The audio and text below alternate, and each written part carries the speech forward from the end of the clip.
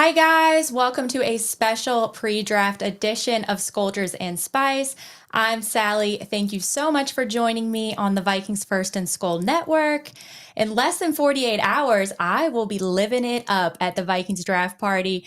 But first, we got to talk about the draft and what might go down. Tonight, I am joined by my two favorite guys to spend the Tuesday before the draft with Dustin Baker and Raun Sawh. And we are diving into the last minute buzz, our dream picks, trade possibilities, and what the Vikings might pull off.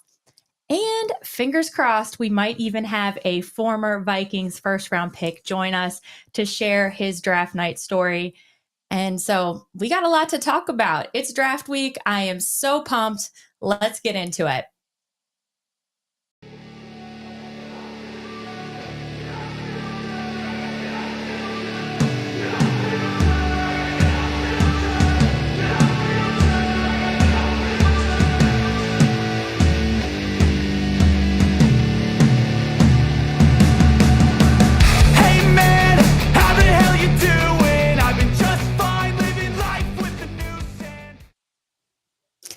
Hi, guys. Yo. Hey. What up? I had to have you guys on tonight because you're like my security blankets. I I think this is our fifth year in a row that we have spent a Tuesday night together before the draft. So it just felt right to be together again. How excited are you guys that we're finally almost here? It feels good. Other than the fact that it's kind of weird because in years past, we always know this is what we need. This is who we should be targeting. And this year, everyone outside of kicker and quarterback, seems like could be available, and I don't think anyone would be upset.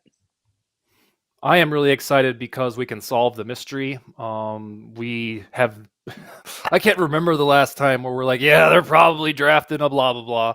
Right Mhm. now, it could easily bend in about 4, maybe 5 directions, and nobody would be like, oh my God, I can't believe they drafted this. So the Mhm. mystery will be solved. I'm a little melancholy that they only have 4 picks. I knew this would happen. As soon as they traded for Dallas Turner that night, I was like, oh, next year's going to suck. And here we are. So I'm hoping that there's some sort of miniature trade so we could have some more fun throws at the dartboard. But regardless, I'm excited to talk to you, both of you, for the reunion show here. Yes, it's really a weird place to be in, like you guys said. It's very unique because Kwesi made so many moves in free agency that there are no glaring holes in the roster where we're like, yep, it's definitely got to be that. But and thank God he did because there's only 4 picks. But I think that we all are kind of the agreement that we know Kwesi loves to wheel and deal, so he's probably going to try to get more. But because this draft it's not QB heavy, there might not be a ton of teams trying to accept trades.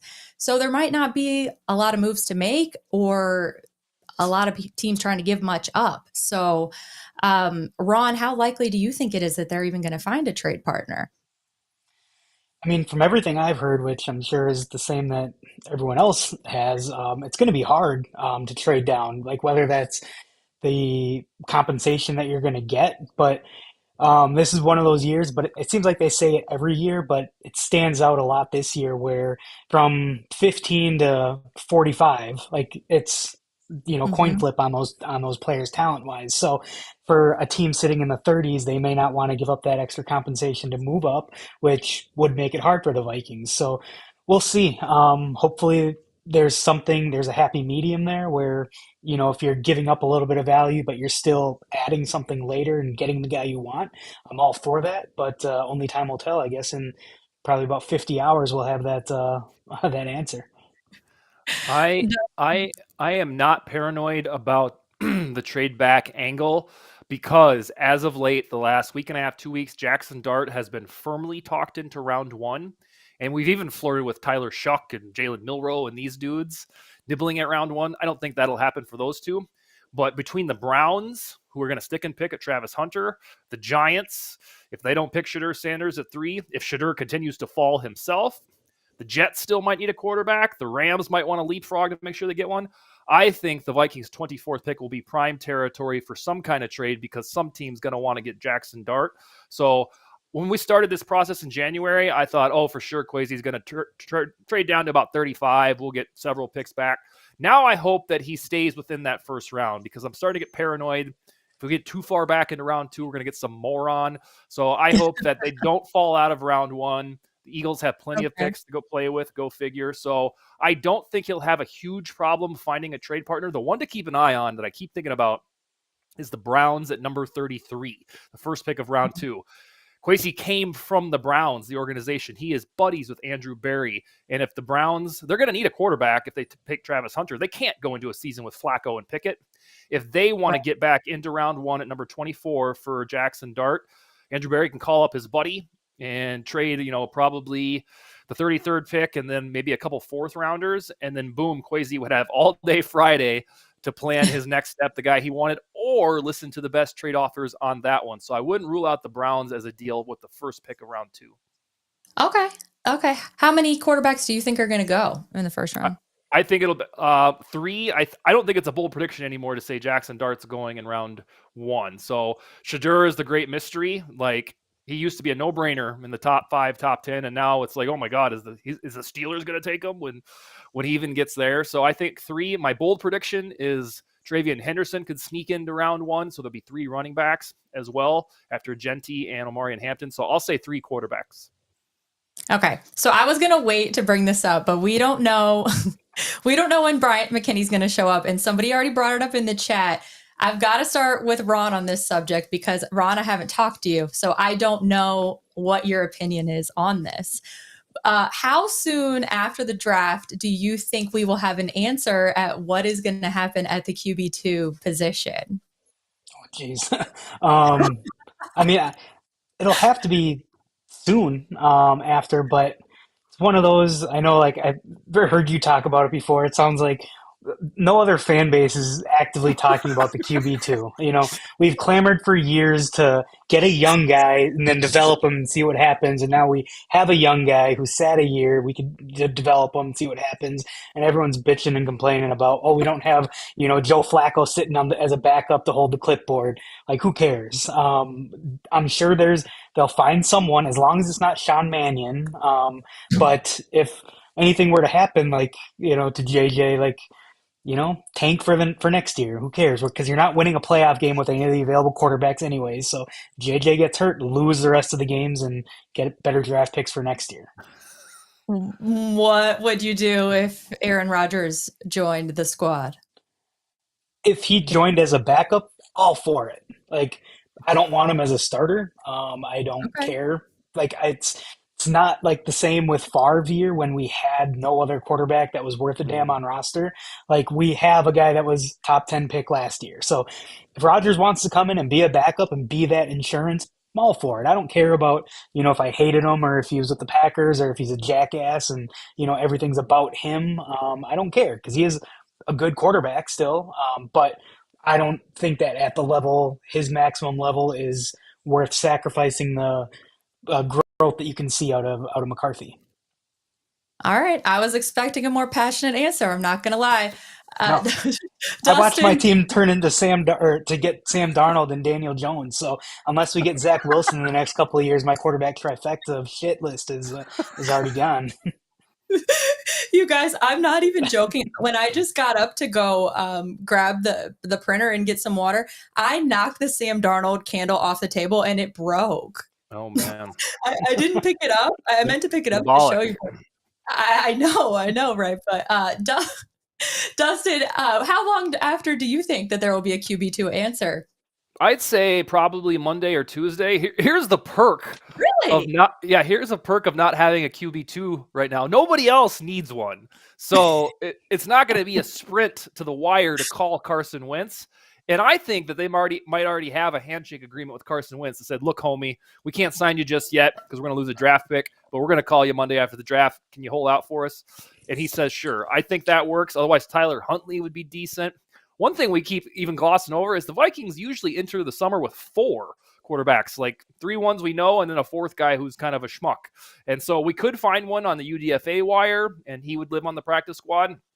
But same thing as Raun, and I think same thing as you, Sally. But I'm not too worried about this spot. If McCarthy gets hurt, we're cooked anyway. If he did get hurt and Rodgers was still available, absolutely signed Rodgers. I'm surprised you brought Rodgers up tonight, frankly. But Carson Wentz could do the trick. I would endorse like a trade for Will Levis or Sam Howell, but they don't have the draft picks to be sending around for QB2s. Ultimately, Mhm. Wentz at this time makes the most sense. Pull up like a website with depth charts, like ourlads.com. There aren't any other teams that need backup quarterbacks. We're the last one, so I'm not too anxietal about the Vikings' wherewithal to possibly get Wentz or Tyler Huntley. Well, I had to bring it up because like I've said like the last 10 shows now, it's not an off-season episode without QB2 controversy.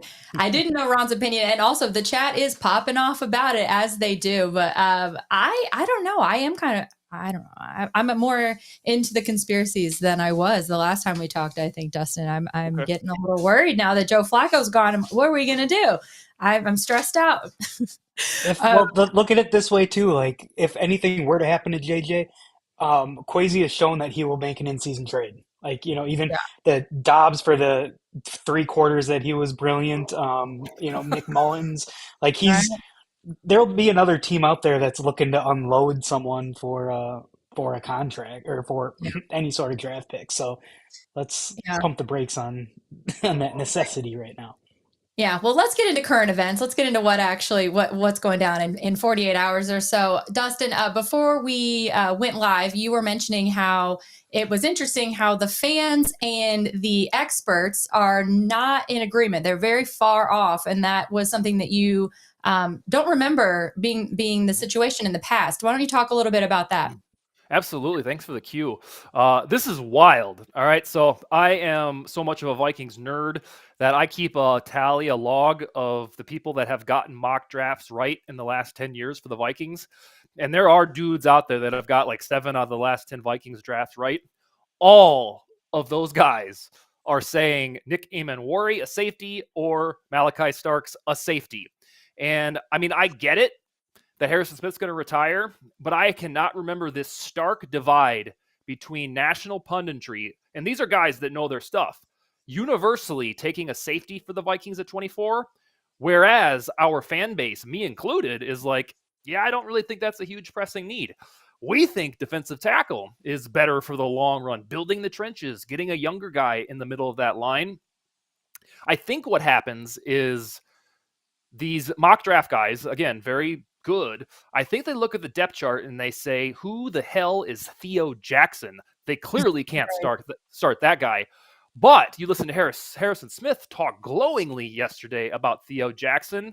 I think we know, as folks that watch every single snap of the regular season Vikings football, and we know about Theo Jackson, even in preseason, we're like, this guy deserves a chance to start. And the NFL.coms, the Peter Schraegers and those dudes just don't care or don't know that he's probably going to start. But it is a really weird thing. Like during the Jordan Addison draft 2 years ago, the fans and those pundits like merged. It was like, all right, Adam Thielen left. We're probably getting a wide receiver. And you could pull up any mock draft, and it was probably going to say Jordan Addison, maybe Deontay Banks at a cornerback. So this is an odd situation. Thankfully, the mystery will be solved, where the big boys of the draft community, they're kind of thinking safety. And, the little fans and then dudes who write on independent websites for me, like, yeah, that doesn't quite check out. Yeah, sorry, I made that face because I just realized I did not hit send on the link to Bryce. Oh fuck! Oh, I actually sent him the YouTube link, not the VPN link. Okay, Ron, what do you think? What do you think about that?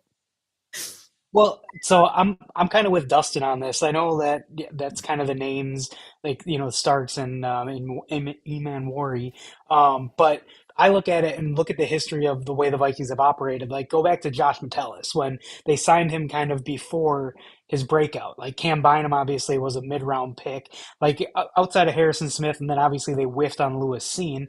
Like, they haven't, like, they've drafted in the later rounds. So yeah, I'm completely with Dustin.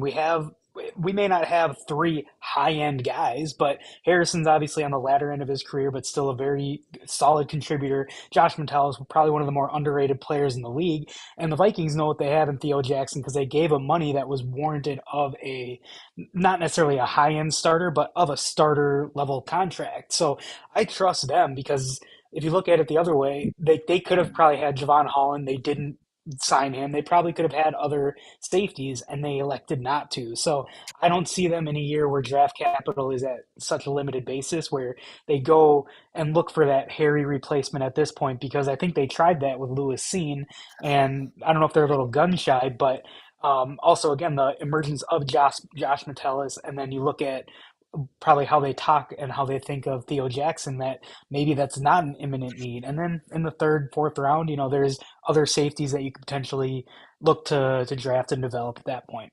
Sally, think of it this way. Sally. Harrison Smith, Josh Metellus, Theo Jackson, Jay Ward, and then let's just say Nick Emanwori. Why do we need 5 safeties? For real? Like, why the hell do you need 5 safeties? I understand Hitman's probably going to retire next January. Even then, every other team that you analyze, you're like, 2 safeties? Great. That's fine. Good to go. For the Vikings, evidently, we need 5. I just don't understand it. To play devil's advocate Listen. on that, Dustin, I think the one thing is the Swiss Army knife that Josh Metellus is. Like right now, like if he's plugged in at either free or strong safety, like I'm sure you can rely on him and have no worries. But he's so valuable when he moves around everywhere, whether it's being an edge rusher, being a linebacker, being in the nickel. So that may be the one thing where the big body guy, Eamon like that could be a plus. Like I mentioned to you off the show, like if he's a Sean Taylor clone, sign me up. Like trade for him. Like that 6'3", 230-pound guy, who if he can cover and hit, all for it. I don't care. But I don't watch enough South Carolina football to tell you if that's the case or not. How fun will it just be saying Emanwori though all the time? Think about that. Once you learn how to say it properly, then yeah. But think about that. How fun that'll be to say, and on a jersey. I mean, that'll be sweet, right? I'm into it. I haven't bought a jersey in forever, but if I can just say Emanwori all the time because I have the jersey, I might have to get it. What's up to the chat? Hey, Rap, what's up? I'm sorry I haven't really interacted with you guys a ton. I know that once Bryant gets on here, we're going to be like out of time actually talking about the draft. And he did text me back. So I did fix the error of my ways. So he will be on in just a few minutes. So I will definitely chat with you guys more after we get Bryant's story out the way. But thank you guys so much for being here. Okay, what do we think, Dustin? That a lot of chatter also about the offensive line. They want to get guards and get some rotation for Blake Brandel. People still aren't really into him. A lot of people want the dude out of NDSU. Gray, Zabel, do you think he's going to last that long down to 24th? And if so, do you think the Vikings are going to grab him? No, I talked with Paul Allen on my show about 2 weeks ago, and he had heard a lot of smoke about Zabel going higher than we think, which I think is code for top 20. And I think he goes to the Seahawks. I think that's a perfect fit for Gray Zabel. Would love him on the Vikings, but it's kind of the same safety argument that you can usually get a guard if you know what you're doing in round 3 or 4. And suddenly we have this sweet offensive line. It's like, really? Where did this come from? So yes, I would be really happy if they sticked and picked Zabel at 24, but I think he'll be gone. And then you're starting to look at guys maybe with your 97th pick, the one they got for Kirk Cousins' compensatory exit. There are dudes. There's Dylan Fairchild from Georgia, Charles Grant, William and Mary. I would not be upset one bit about an offensive guard with this first pick, wherever that may be. But I do think Gray Zabel will be gone. Okay. Yeah, I think that's the consensus as well. I know the fans are super excited about him. And I had Jordan Reed on the show yesterday that came out today at noon. So if you guys haven't checked it out, definitely give it a listen. But he said that he was actually his favorite player at the Senior Bowl out of everyone, regardless of position. But I just don't know if he's going to make it that long. Mm-hmm. I wanted to ask you, you had an article about some Darrisaw news. Why don't you talk about that? Well, yeah, this is just straight from Kevin O'Connell, so I'm kind of parroting. The Darrisaw injury recovery, the ACL torn right before Halloween last year, it's going fantastic. And if you start to count the months, if you use TJ Hawkinson's injury as a barometer, it's usually 8 months till you see the field again. And conveniently, that would put Darrisaw back at the end of August. Now, we know that this brand of Vikings likes to slow roll injury recoveries almost to a fault. So I don't know if it's a slam dunk that Darrisaw would be back and ready for week 1. But they do have Justin SKOL, as we'll call him, as a reservist guy. But this would have been the opportunity for Kevin O'Connell on the mic 2 days ago to be like, yeah, we had a kind of a setback. We're not sure on Darisaw. He'll probably be ready mid-season. But thankfully, his injury happened in October, whereas Hawkinson's that year was late-ass December. So I think we can be optimistic about a return from Darisaw sometime in September, hopefully week 1. That would be great because, yeah, those ACLs, they can be finicky. And I thought, just based on what we see from other players, it could take him definitely longer than a year. But it's great to know that he is right on track for that recovery. Raun, who do you have your eye on for some later round picks that Kwesi could go after? Well, first of all, Dustin, you said that a guard in round 3 potentially. If you don't get one in round 1, I don't think we should look for offensive line because between the guys they drafted last year with Roos and Jurgens, and then what they added this year, I don't think that would necessarily be a need, unless I think Jake Majors out of Texas is a guy who, coming off of an injury, that could be a potential later round pick at center because Ryan Kelly is on the older side. Here's me as a almost 40-year-old talking about a 31-year-old being old, but but as far as like later rounds, there's not really any players. Well, one player that I really like if they need to address secondary, Kobe Bryant out of Kansas, the cornerback. And yes, he is named after Kobe Bryant, but Cobee. But that guy, he seems like he's going to be a dog at the next level. So whether or not he's good, I don't know. But give me a guy that has that fire under him that brings it every day. Not saying he's like an Antoine Winfield, but from what I've heard, like that toughness that he has, that's the toughness that he plays with. So that's a name I like. Another unheralded player, I don't know if he's unheralded, but one that I don't know if we're being linked to, but if we were to take, is it Harold Fannin or whatever, the tight end out of Bowling Green, I wouldn't be mad at that. A big body guy who can play in the slot. He's a tight end. He can't block, I don't think, but we have Josh Oliver still. So we don't need a blocking tight end. Otherwise, just, wide receiver depth is always good. And then any depth on the defensive line and edge, all 4. So, but it's hard when you only have the 4 picks and 97 being the second pick. It's so much can play out within those first 96. The Dayon Walker, I think his name is, like, me, I'm all about measurables. So give me a guy that's 6'6", 350 pounds that can move. So I'll take that in the front of our line any day of the week. I thought we were for sure getting some Ed Ingram slander or something there with Kwesi's offense. Implied with the mid-round guard, but I've trashed him enough over the past few years. So, all right. Dustin, same to you. Who are some later round guys you have your eye on that would be a great fit? This wouldn't be a Vikings podcast without mentioning Brashard Smith from SMU. That dude, he's like a prerequisite for all Vikings mock drafts because the team met with him, the top 30 visit. He should be gettable with the Vikings' first pick in round 5. He used to play wide receiver at Miami, which Bryant went. And then he transferred to SMU to get more playing time. And now he's a running back. The cool thing about Brashard Smith, and probably why the Vikings have their eyes on him, is he pass blocks. And we learned because of Ty Chandler's kind of descent and demotion on the depth chart, if you can't pass block and you're a running back for these Vikings, you ain't going to see much playing time. That's why Jordan Mason is on the team. He pass blocks. So other running backs with that MO, Dylan Sampson, if they want to use like their third rounder on a running back from Tennessee. Damian Martinez is decent pass blocking. And then the guy that they could probably get him an undrafted free agency, Kalel Mullings, JJ McCarthy's teammate. He's more of a round 7 dude. And then other than that, with the slim amount of picks, it's kind of like oofda. But the other, I guess, poor man's Harold Fannin will be Aronde Gadsden II. His dad played for the Dolphins for 6 years when I was in high school. And he would be another big red zone threat type dude. I think he kind of has that same skill set where, he's not a great pass blocker. But it'd be cool to have another red zone guy, tight end wise. Raun, I have heard some people say, and I want to know if you give this school of thought any credence. I've heard people say it's almost better for Kwesi to have less picks because it gives him less to be criticized, and because he has had these drafts that people criticize a lot, especially 2022 when he had a lot of missteps. Do you give that? What do you think about that? Is it better to only have 4 picks, and if you nail them all, then you're a genius? Or should you have more picks where some are going to hit and some shouldn't?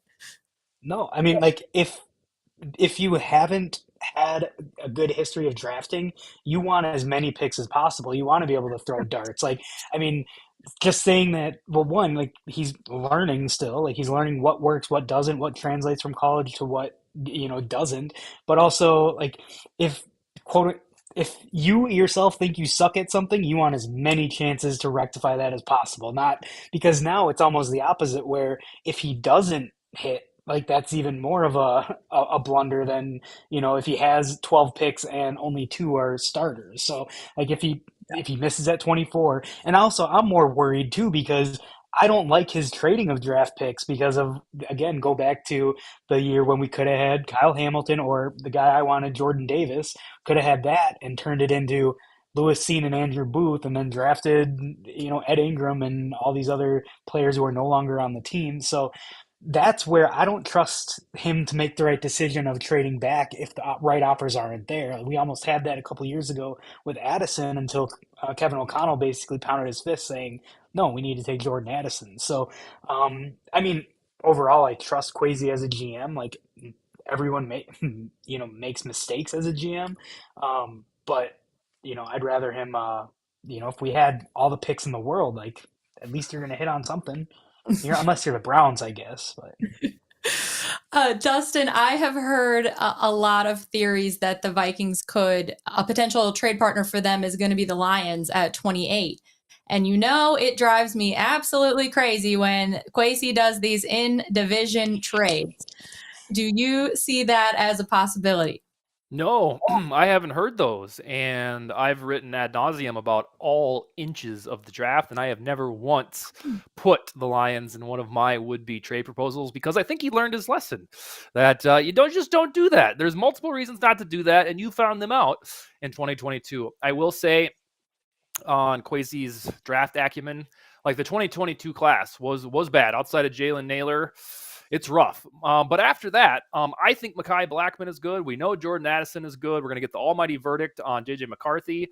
Dallas Turner, when he played last year, it flashes of promise. And then Kyrie Jackson died.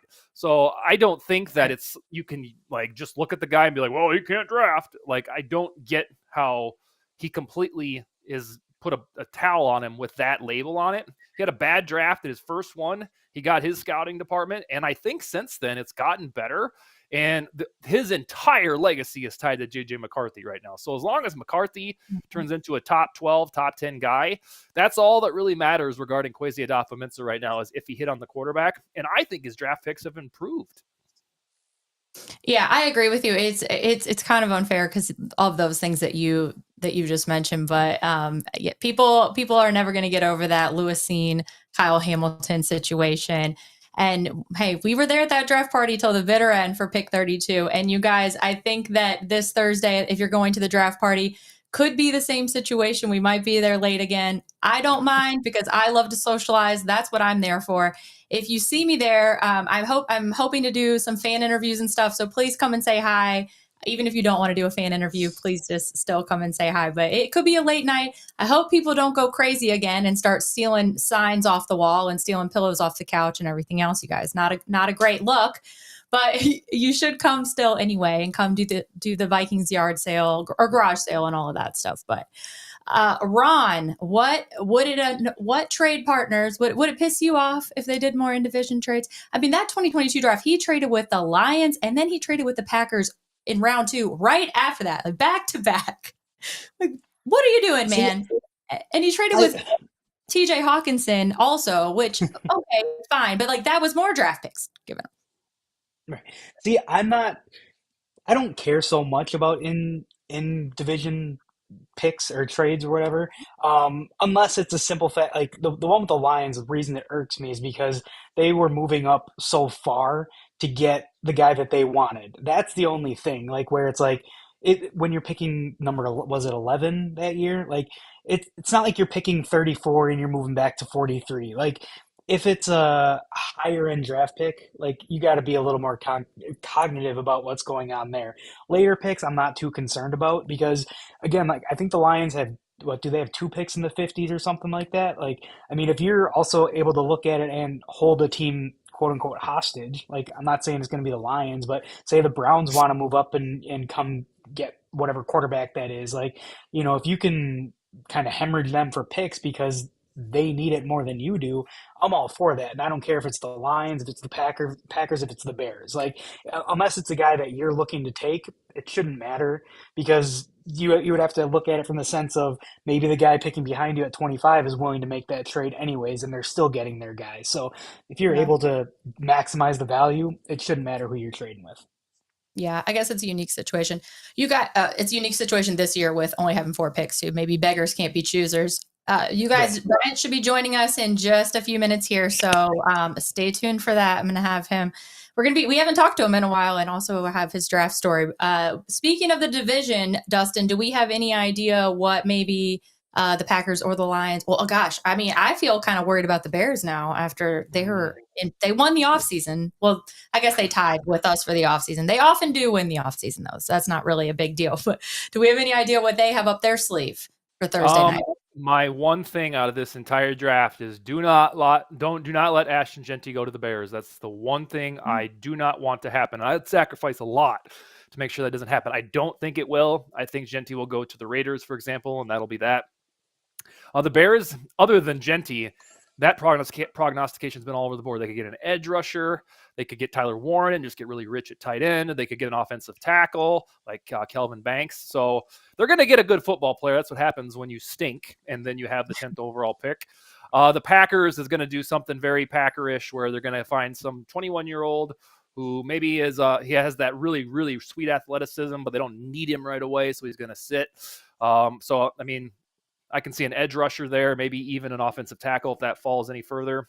And then the Lions, to me, a no-brainer is edge rusher. They saw what happened when Aiden Hutchinson went down. They had to go trade for Zadarius Smith. So I think they have to prepare for something like that again. And thankfully, there's like 6, 7, 8 edge rushers that are going to go off the board in round 1. And then even some into round 2, like Nick Skirton from Texas A&M, who could scoot in. So I see the Lions taking an edge rusher, the Bears taking some sort of trenchman that we were all kind of like, oh, I didn't know he was going to go that high. And then the Bears, they have the opportunity to do whatever they want because they've built their roster like the Vikings. But I'm telling you, every year the Bears win the offseason, and we're like, oh, man, they're going to be good. And then you get to about October 15th, they're like, God, these guys suck. Well, they finally do what everybody has been telling them to do for the last decade. Like, hey, maybe get an offensive line if you're going to have a young quarterback. So, I mean, they did at least do that. So, I don't know. They could maybe be turning it around. It's too soon to say. Bob, go Wolves. I know we have a Wolves game as soon as this ends, and we haven't. I don't know how many people know this, but Dustin Baker is a Lakers fan. More specifically, a LeBron fan since 2003. So 22 years, folks. So I've been a Cavs fan, I've been a Heat fan, and a Laker fan now for what, seven years. So yes, I am cautiously optimistic about the Lakers tonight. If they don't win and your guys' team win, it's going to be a little bit of a panic meter. Yeah, I'd say. I mean, the Saturday night must have been rough for you, huh? No, because LeBron James, if you follow his career, that guy, his teams always lose games 1. It's like clockwork. You're like, oh, they look like shit. And then they come out game 2, and you're like, that's what I was thinking. Okay. Yeah, his teams are like something astounding, like 14-9 after dropping game 1. All right. Well, we'll see. We got Jay in the chat who's also rooting for the Lions. I decided not to go to Green Bay because I'm going to be at game 3. Raun, are you going? What games are you going to? No plans as of yet. Just yeah. I thought you still had My the kids season. are at the. No, I got rid of them the year before or last year. Okay. So just kids when they got good, he got rid of them. Oh, yeah, well, that was the first year I didn't have them was last year. So great. It's just hard to pick up and go when the kids are 4 and 5. So well, you better mention that you like LeBron as well. Oh yeah, absolutely. But my hometown ties Yeah. go first. Yeah, as they should. Well, I mean, I told Bryant 9:30, 9:40, so I don't know. We're gonna have to tap dance here for a minute and some things that we Are can we cut thinking to off. do predictions at the end of the show, or just not going to get to them? Well, I guess let's go ahead and do predictions because I'm gonna ask Bryant if there's anybody in Miami that he's been following, but you never know. Oh, Oh, hi! never mind. There he is. What up? I was about to say I'm sitting back here. Hello! I didn't know. Hello. How I are you, just my text you. I friend? was like, I'm good. I was like, I can hear y'all. I'm sitting here, but I'm Oh my good. gosh. You're good. I'm so excited to talk to you. I don't think we have talked to you in A like, I don't year. know, 9 months. About a Right. year. And we have spent every Tuesday night before the draft together for like 5 years. I know, right? Isn't that crazy? So anyone who is in the chat that does not know, the four of us did a show together called We Did Believe in Vikings together for like almost 5 years every week. And so, yeah, we love Bryant. Bryant still does the show with Mike Wapshaw, but we don't do it anymore. Mike, what night or when do you guys do it now, Bryant? We record like Monday mornings. Oh, okay, cool. But I was getting together with the guys tonight and I thought, oh my God, we should talk to Bryant because I love your draft story.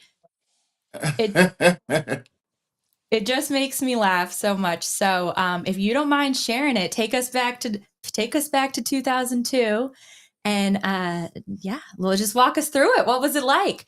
Picture is Sicily. You remember like on Golden Girls, Miss Sophie used to tell us start off her stories like that. The draft was pretty busy for us. It was the first draft since 9/11. So we went and we seen like the area where the towers collapsed. We rang the stock market bell, things like that. Um, and then of course I told you in the past, like the night before the draft, Julius Peppers and I decided to step out and for a night at the time in New York on a Yeah. Friday night, because back then the draft used to be like Saturday at noon. Um, so at the time, it was a popular female rapper. Her name was Foxy Brown, and her brother Gavin. He came and picked us up, and Julius and I were kind of like the most friendliest because you had um, David Carr. He had like a family already. I think he had like two kids or something already, and his wife was Mhm. there, so he was in the house. I mean, he stayed in the hotel, and then you had two other guys there, Quentin Jammer and Mike Williams. They both had went to Texas together, whatever.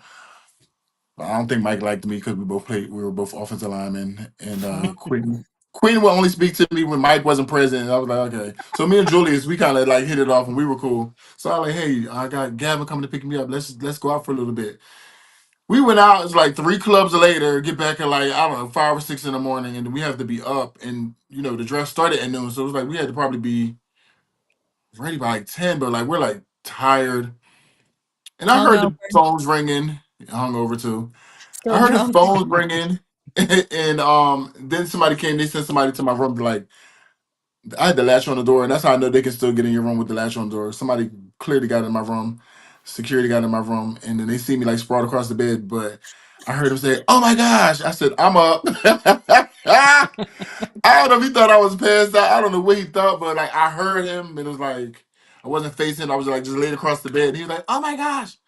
But I guess from all the banging and everything else, I didn't reply. And then it's like you see me sprawled across the bed. But I was like, I'm up.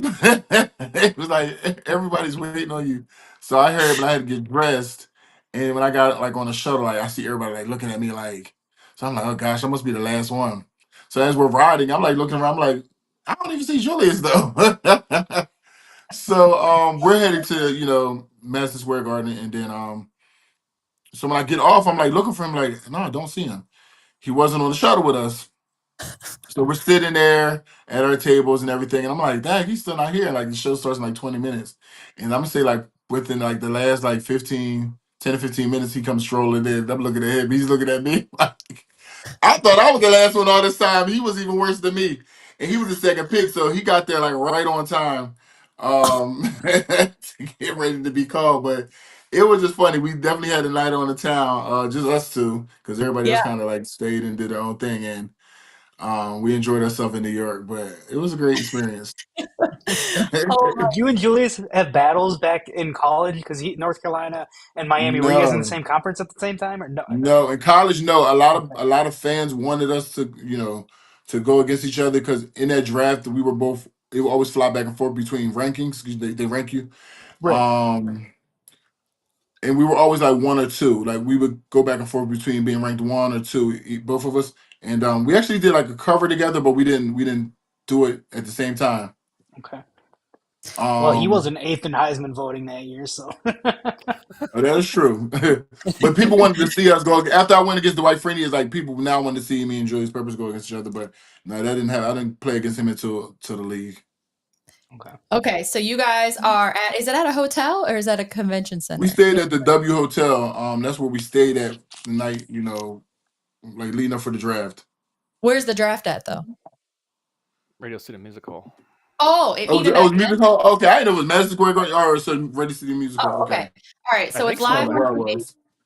It's live on TV. And remind me, what team did you suspect you were going to? Like, who had you met with? It was a possibility I could have went number 5 to San Diego. So Okay. in my mind, I was like, okay, if I go to San Diego, then I think I'll probably end up with Minnesota. Um, Had you met so with yeah, Minnesota? no, I hadn't.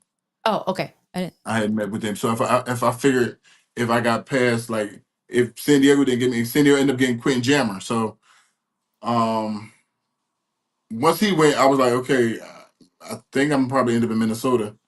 And then it's like soon as number 6 was called, I got a phone call. Soon as they took Ryan Sims, my phone like rang right away. So then that's where I kind of figured I was going. So immediately I'm thinking like, what is in Minnesota? Like who do I like? I'm like, do I know anybody in Minnesota? Like what is in Minnesota? Like I had no clue. Like immediately I'm just trying to think of what is Minnesota known for, Did you know where who's it was? there. I knew where it was, but I was trying to think like I knew like I thought about like Mary Tyler Moore Show, Jimmy Jam, Terry Lewis, Prince. I was thinking about like certain things like that, but I was trying to think like what else do I know about Minnesota? Lake And then at the Minnetonka. time, the team was a new team. So like when you did interviews, because right after you get drafted, you have to go to like a podium and do all these interviews. And they were like, name 3 players for the Vikings. It's like I was naming people who weren't there. Chris Carter had just left. It was like a whole new regime coming in or something like that. So like I didn't know 3 players.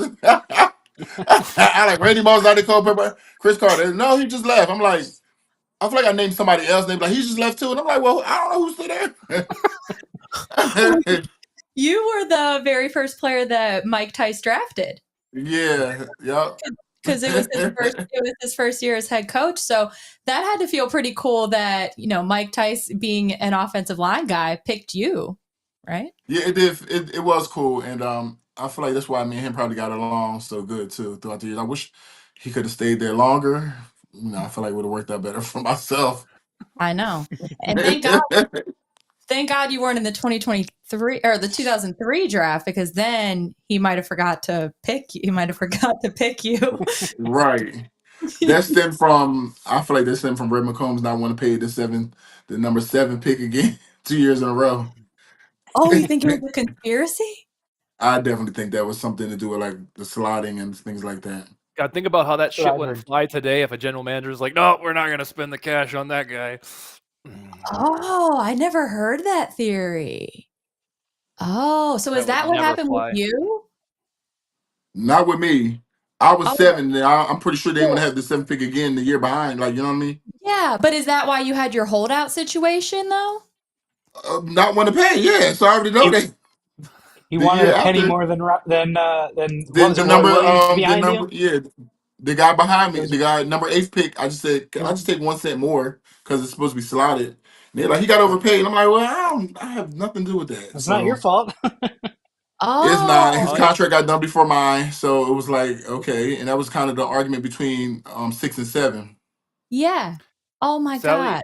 It was it's Roy work. Williams, right? The safety, like because Yeah. we talked about it with him on when we hmm had him on the show, however many years ago that was now. But yeah, Wow. Okay. I didn't know. I didn't know about that conspiracy. Okay. What ended up happening with guy that went at number 5 that didn't like you? No, he went number 4. He was there for like 5 years. He wasn't there that long. Oh, And then he okay. he like had a couple good retired and then years. came out of retirement. He Okay. did He something got weird. like, I think he got big, like, because he wasn't as tall as He you, was but he was already like, big. well, yeah, like he was like 6'4", like probably like 350. But I think he got big, like Leonard Davis type big. But Leonard Davis, if you remember him, that guy was just a mammoth who could move. Yeah, Yeah, it was Mike Williams. He lasted 5 seasons, and that was it. All right. So yeah.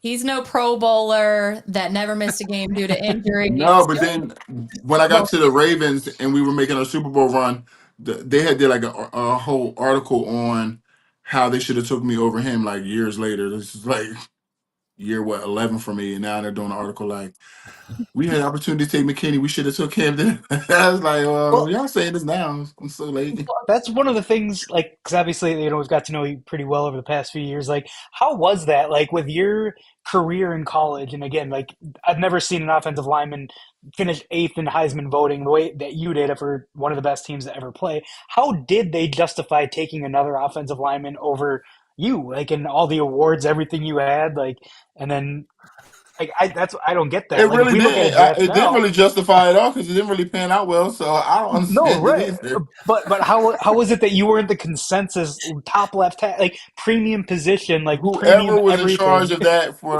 the Buffalo Bills, I'm pretty sure he's long gone. But I mean, it's like it just the decision making wasn't on that year. So, Brian, when you're in that situation, does it bug you? Like, does it make you mad when you're sitting there and you see that guy get drafted before you? Or are you just like, No, whatever? my whole goal was to outwork him to be a better player than he was. That Oh, was so like it's just part of it. motivation. It was like they only last for 5 years. Yeah. That general Okay. manager was a guy named Tom Donahue, and he was out of the NFL by 2005. Oh, did he just get cut off? Ooh, Oh, shoot. Okay. Oh, Oh, there hey. he's back. I was going to say, Brian, you were playing for that second contract, not that rookie contract. So Oh, I man. think we lost. Hey, Oh. I want to make sure the group knows that in 2003, when they forgot or they were late to get their pick, they ended up getting Kevin Williams, who Yes. was Yeah. the last good 3-technique defensive tackle that we had, and that's talking 22 years ago. Yeah. So it worked out. It Yeah. did work out. It did work out getting number 9. And we did have Kevin Williams on our show back in the day as well, you Yeah, guys. he was money. Mhm. Yeah. Okay, Brian, I like it when you tell the story about the flight too. Talk about that. The flight where going to Minnesota? Yeah. I like Which how you one? the Northwest After when you got flew drafted. from the draft. Oh, I it was like the flight was like it seemed like a flight was just ready. Like soon as you did media, it was like it was a limo outside and it took you straight to the airport, and then it was like I don't know if somebody put together like a bag for me to go there. I don't even remember. It seemed like everything was just happening so fast. It was like I did the interview. There was like a car waiting outside. It was like maybe a bag or something. They had clothes in it. I just headed to the airport, and as soon as I got there, I had to do media day for the Vikings because the draft was at noon, so I probably got to Minnesota probably like around 4 or 5. Didn't they make you fly coach on the Northwest flight? I think they did. At Yes. 6'8", and it's like we couldn't figure this out. You didn't even get the exit row. No, that's a long flight too. It's like 3 hours. Yeah, Red wouldn't even get you the exit row at 6'8". That man who was trying to save every penny. And I just I love later learned that when it came to my contract. I love picturing you on that flight. Like it just cracks me up when you're like in your playing shape, sitting there at 6'8" in this little tiny seat. And now that I'm remembering you're hungover, like are you Still like tired from the night before. Yeah. You're like super hung. Are you wearing your draft outfit on the flight? I believe so because I didn't have time to change, so I think I'm still like in the suit and everything.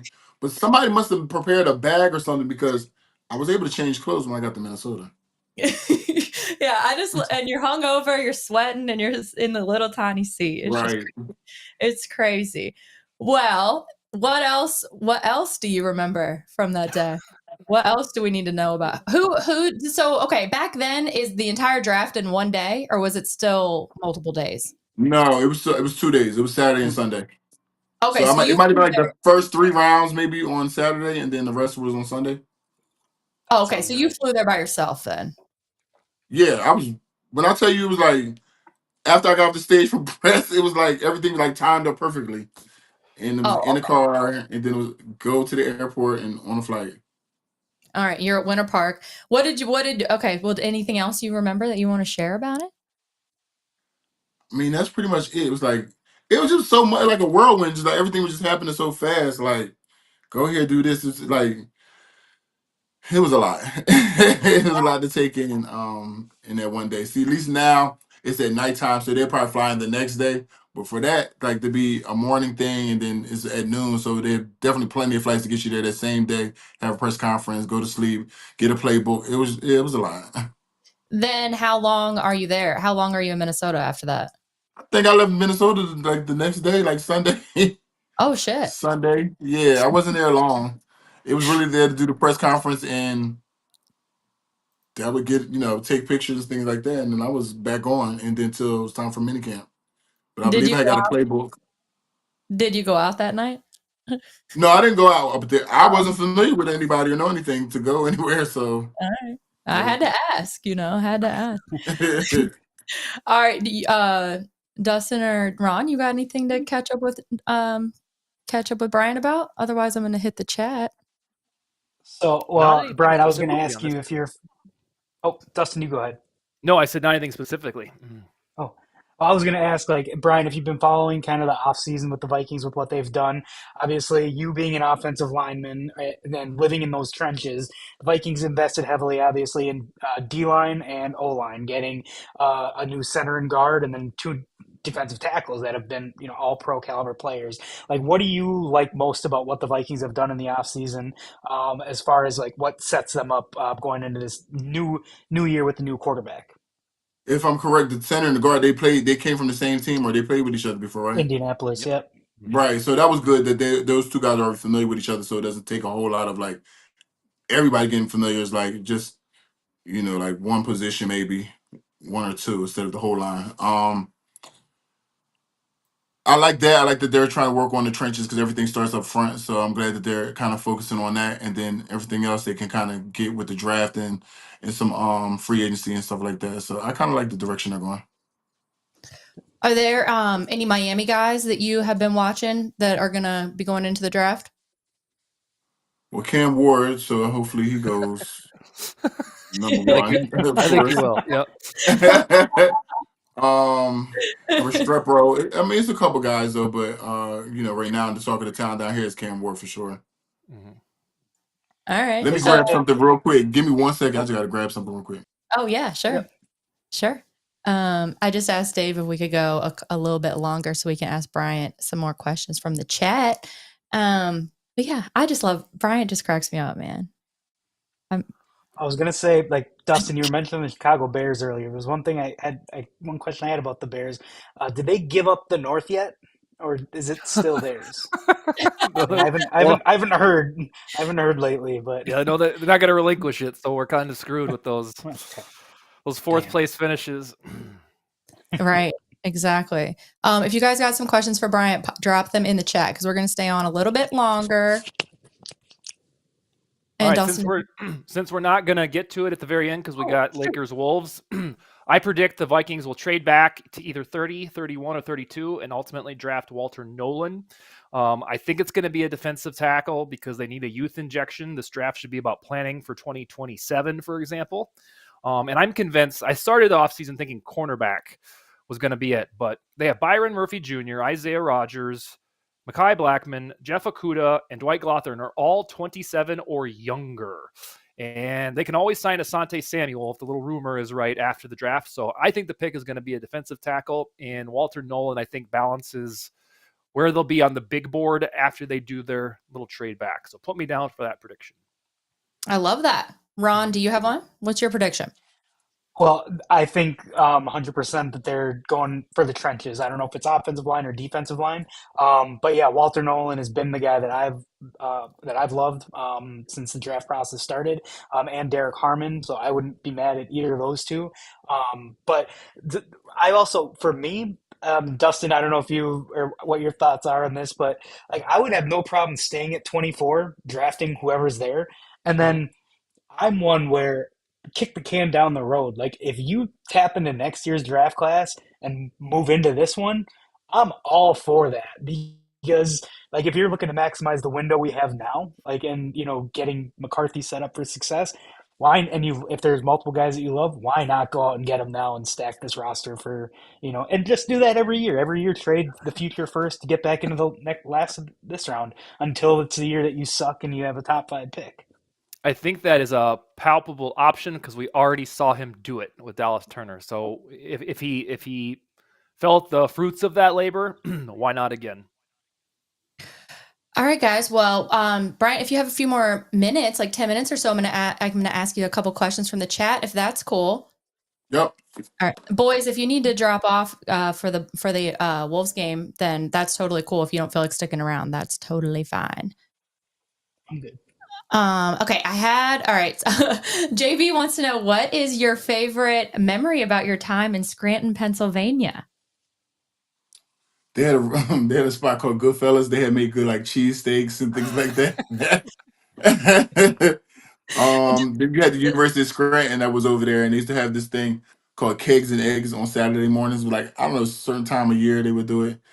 Oh, Scranton was very hilly though, so it was like so when it snowed, like because we would have to walk to school. It was very hilly and icy, but I mean, I made fun. I made a good time out of it. did Goodfellas also have pizza? Because he asked, what was your favorite pizza? I'm a pepperoni guy. Oh, well, did you like their pizza there at Goodfellas though? I believe so. Yeah, I feel like I liked all the food. Okay. All right. Yeah, the cheesesteaks. Let's see. Gold Lot Jason wants to know. Jason, do you tailgate in the Gold Lot? Because me too. He wants to know, who is the toughest player that you went up against? At the beginning, it was KGB for his pass protection because he was like very slippery and like had good hands and was kind of fast. But then after a couple of years, I kind of got used to him, and then he ended up getting traded or something. So as far as pass protection, I feel like KGB was. I feel like I learned a lot from him playing against him 2 times a year. Kabir Kabaja Biamila. Thank you for specifying. Bill Dog wants to know, who was more jacked, Klein Saucer or Culpepper? They don't even have the same structure. Like I know fire that. saucer. That one Saucer's caught me. the farm boy. He's got that mule swing. Yeah. That I mean, one Dante caught, was a big guy, but I don't feel like he was like He wasn't like jacked. that. that one Yeah. caught me off guard too. When's the last time you talked to Dante or saw him? We follow each other on social media, so I see him here and there on social media. I feel like the end of last year is the last time I actually seen him in person. I want to point out that he was like the one guy, maybe next to Favre, that we never got on the show. Like the big main high profile. Oh, that is true. Mm-hmm. Yeah. We never talked to Dante. Dante doesn't do a lot though. But Well, he just got on social media like I want to say sometime last year. He hasn't been on social media long, so he just got on. So like that'll when do it. I would run into him, but he wasn't on social media. But now he's on social media, so it's easy to get in touch with him now. was he at a Vikings game recently? I feel like He was. Yeah. Mm-hmm. Okay, did they show him on the Jumbotron? Yep. I think I went to the bathroom at that moment and No, I that came was back. Tice. That was Oh, Tice yeah. he did that for.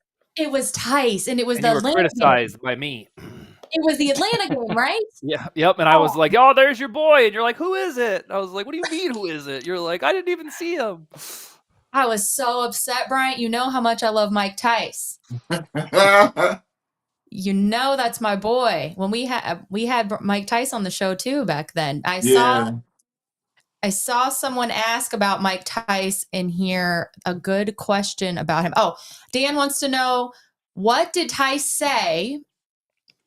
Now I lost it because someone else said something. What did Tice say? Oh my gosh, where'd it go? I think it said the time he grabbed your face mask. Yeah. What did Tice say when he grabbed your face mask?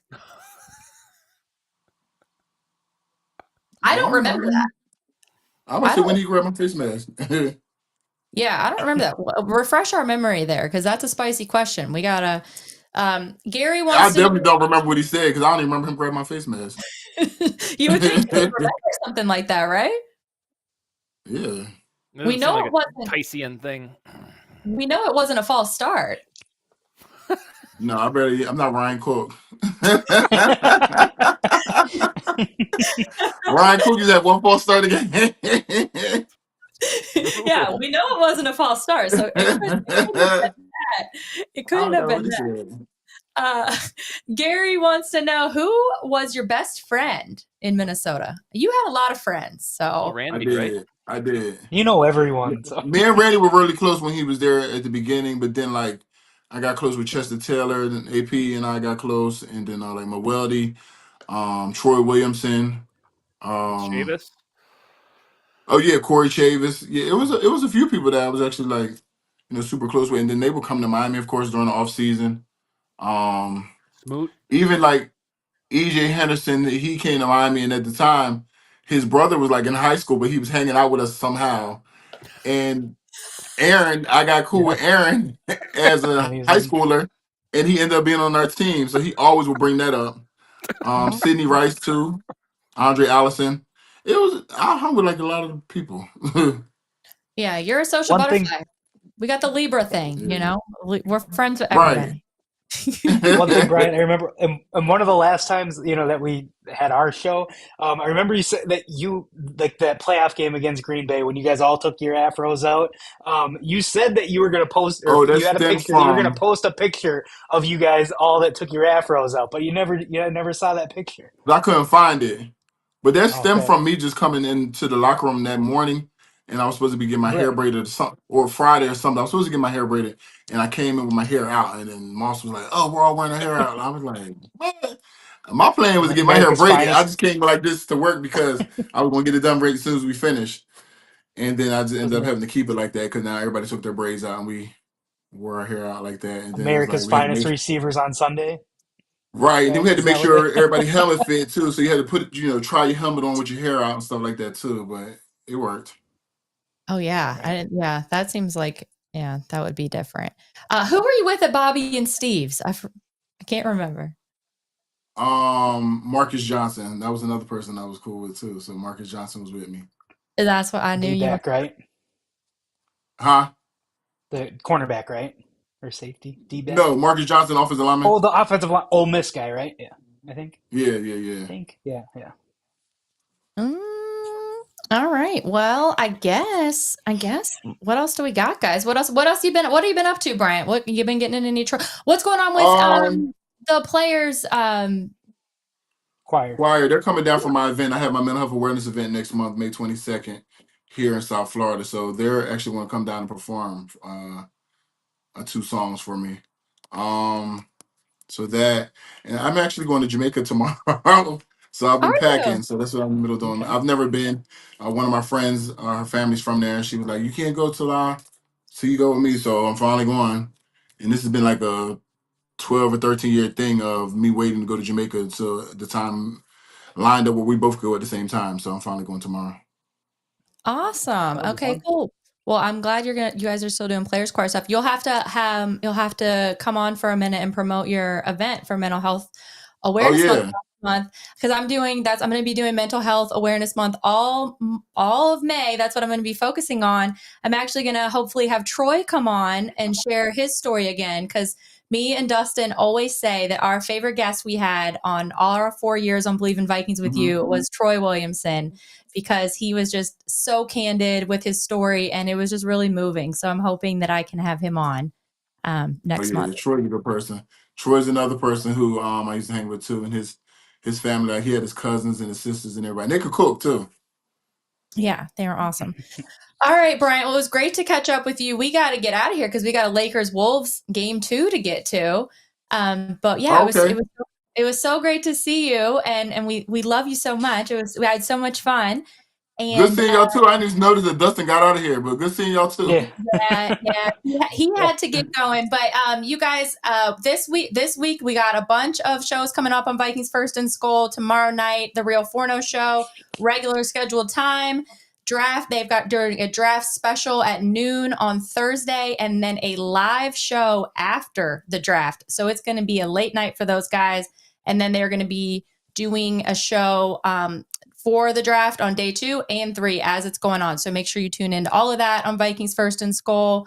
Thank you guys all for tuning in the chat. You're the best. And I will see you guys next week. If you're at the Vikings draft party, make sure you say hi.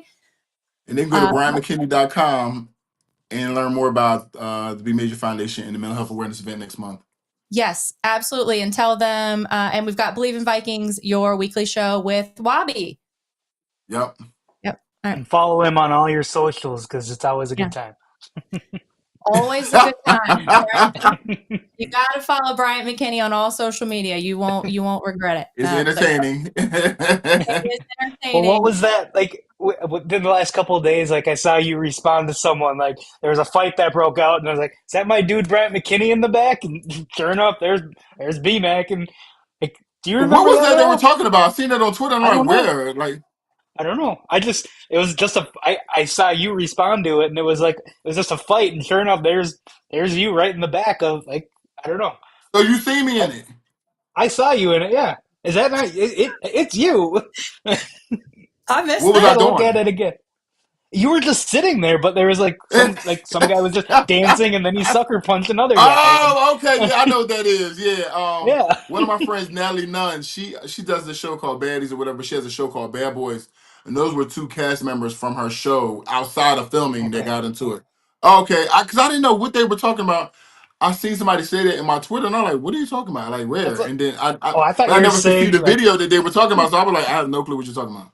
Okay, I but thought you were yeah, being I sarcastic. Like, seen what? that You one. see So me? yeah, Like, yeah. yeah, and I was just sitting So there looking like, yeah, what is going you, on? you're very recognizable, Brian. So Yeah. Right. Never a dull moment. Never a dull moment for you, Brian. not at all. Well, enjoy Jamaica. Love you Yeah, guys. have fun. Hopefully we'll talk to you soon. Okay. Okay. All right. Night. All right. All right, later. Like, subscribe, and ring the bell. And rate us on your favorite aggregator. And a big shout out goes to Sal and her guests on this Vikings First and SKOL production, partnered with the Fans First Sports Network. Thanks, everyone, and SKOL.